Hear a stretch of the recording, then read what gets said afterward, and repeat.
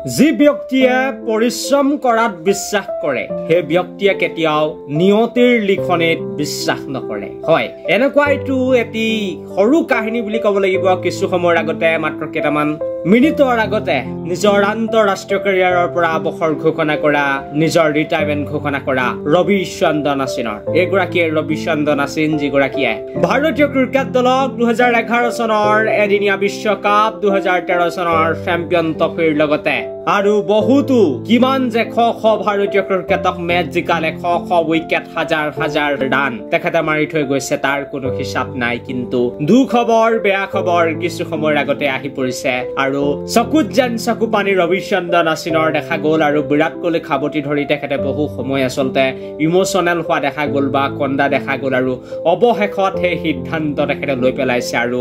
তেখেতে নিজেই কৈছে যে এতিয়া বৰ্তমান সময়ত ভাৰতীয় ক্ৰিকেট দলক মোৰ আচলতে কোনো প্ৰয়োজন নাই মই সুন্দৰভাৱে এতিয়া মই ৰিটায়াৰমেণ্ট ঘোষণা কৰিছো মোৰ ভাৰতীয় ক্ৰিকেট দলত প্লেইং 11ত হয়তো মোৰ এতিয়া নিজা স্থান নাই এইদৰে কৈ ধুনীয়াকৈ হাঁহি 2000 শতিকাৰ শ্ৰেষ্ঠতম স্পিন বলাৰ বুলি ক'ব লাগিব